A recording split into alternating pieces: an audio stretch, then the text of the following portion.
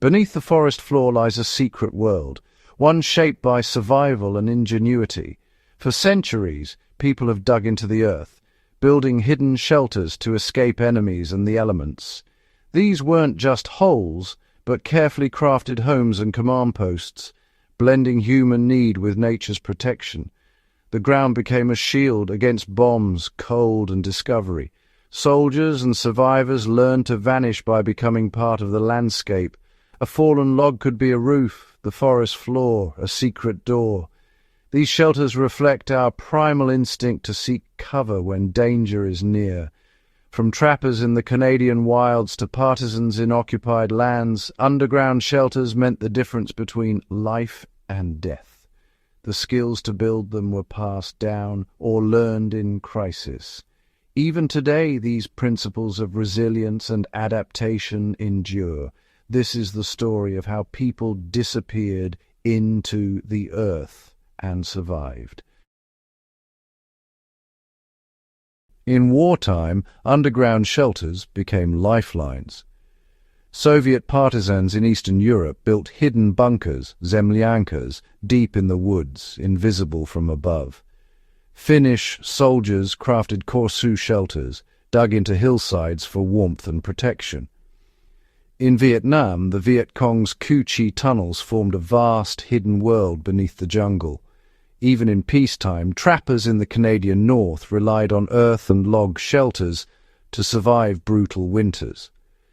These structures, insulated with moss and bark, were testaments to human endurance.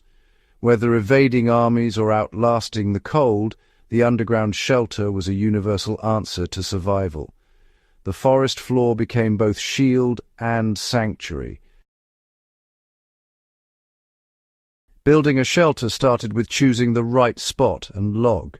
Survivors sought large, sturdy, fallen trees and elevated ground for drainage.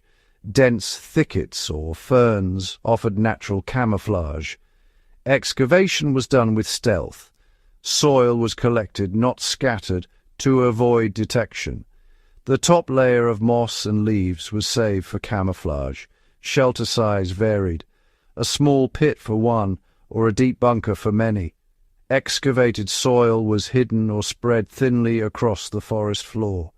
The final touch, carefully replacing the living forest floor atop the finished roof.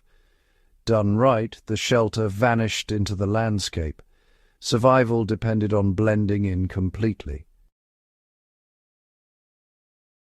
With the pit dug and log in place, the roof was built from branches and logs, forming a strong deck. Waterproofing was vital. Birch bark, clay, or tarps kept the interior dry. Layers of earth were piled on top for insulation and protection. The earth kept the shelter warm in winter, cool in summer, and safe from shrapnel. Camouflage was the final step. Moss, turf, and leaves disguised the mound. The entrance was hidden with brush or a movable cover. Even up close, the shelter was invisible. Every detail mattered. Strength, dryness, and secrecy. The result, a concealed haven, indistinguishable from the forest floor. Survival depended on disappearing in plain sight. Life underground demanded discipline and creativity. Space was tight, supplies were stored in earthen niches, beds raised off the cold ground, fires were carefully managed, ventilation systems hid smoke and brought in fresh air. Silence and secrecy were essential. A single sound could mean discovery. The psychological strain was immense, but these shelters offered safety and community. Their legacy is timeless, survival through knowledge, planning, and respect for nature. The principles, site selection, drainage, insulation, camouflage, still matter today. These shelters prove that with skill and resourcefulness, safety can be built from the earth itself. Sometimes the greatest strength is becoming invisible.